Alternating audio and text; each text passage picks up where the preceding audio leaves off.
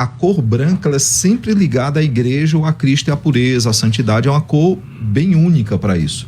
Você não vê passagens onde o branco é usado para outra coisa senão para Cristo e para a sua igreja. A própria questão da coroa também, nós veremos que essa coroa, na maioria das vezes, há dois textos em Apocalipse que fogem um pouco dessa regra, mas a maioria das vezes essa coroa ela está atrelada a Cristo, atrelada também à sua igreja. E nós temos no Novo Testamento muito uso da coroa. Fora de Apocalipse, a coroa só é usada para a igreja. Em Apocalipse é que nós teremos lá o capítulo 11 e o capítulo 13, que a coroa ela tem uma conotação um pouquinho diferente. E claro, eu vou aprofundar isso para não soltar aqui à toa. E a vitória do anticristo, há uma vitória ali. Ele saiu para vencer e venceu.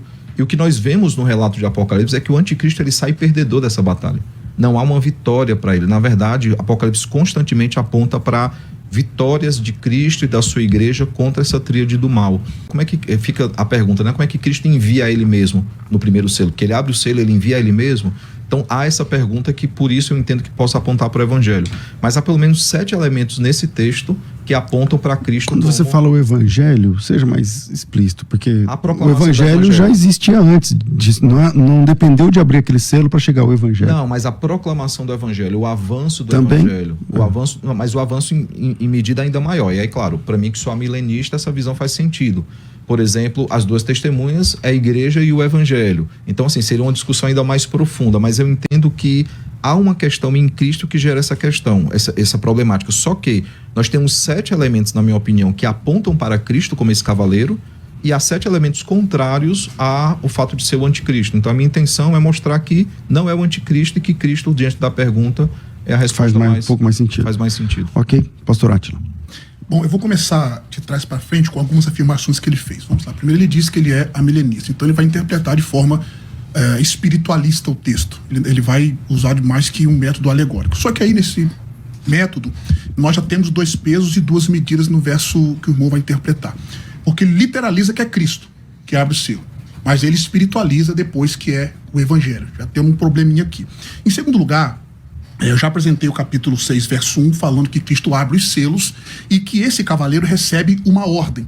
Aí nós partimos para o verso de número 2. Na parte A, o termo começa no grego kai eidon, que é ivi, que é um característico que vai marcar uma transição suave para uma nova sessão. Na parte B, ele disse sobre a questão de sempre apresentar aí as coisas boas. Na parte B, nós temos a expressão ali, ó, o que estava sentado, na Almeida Revista Corrigida. Na Almeida do século XXI traduz como cavaleiro, mas a expressão é rocatemenos. Isso aqui é um paralelo direto, reverendo Samuel Ribeiro, com a descrição de Deus assentado no trono.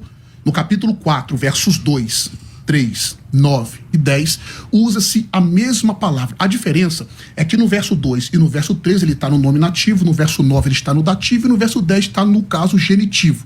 Mas é a mesma palavra. Então esse cavaleiro vai representar a humanidade colocando a si mesmo em uma posição de superioridade no lugar de Deus. Outro ponto interessante é que o uso do advérbio temporal hot vai iniciar cada selo de modo que se torna um marcador secundário, conduzindo a cada um deles. Nós temos ele no verso 1, verso 3, verso 5, verso 7, verso 9, verso 12, ou seja, os 6 primeiros selos.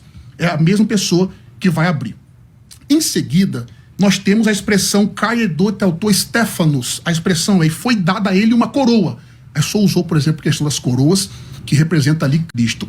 Em primeiro lugar, essa voz passiva ali, o termo edot, é uma voz passiva. Nós chamamos de passiva divina, ou seja, Deus é o sujeito. Aqui esse verbo ele é usado 18 vezes no livro do Apocalipse. E o interessante é a expressão ali que foi dada a ele. O que foi dado? Uma coroa, que é Stephanos.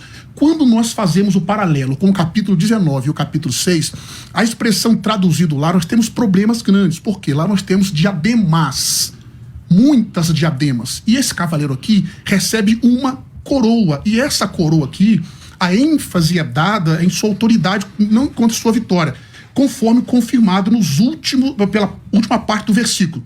Embora essa coroa Stephanos não indica a realeza, em contrapartida, diadema vai indicar a sua realeza. Nós mostramos aqui então que essa coroa Stephanos, lendo aqui no texto, não indica que a realeza de Cristo, mas a vitória. Um outro ponto, para eu já lhe devolver a palavra, é a expressão que o senhor disse para vencer. No verso 5 do capítulo 5, diz que Cristo já venceu. o aoristo. A expressão no capítulo 6 é kai exceletem nikon kai rinanikese, que aí saiu vencendo e para vencer. Essa expressão é uma expressão idiomática que vai utilizar um particípio circunstancial e uma oração gramatical de finalidade, ou seja, para destacar que a atividade suprema e o propósito desse personagem são a conquista militar.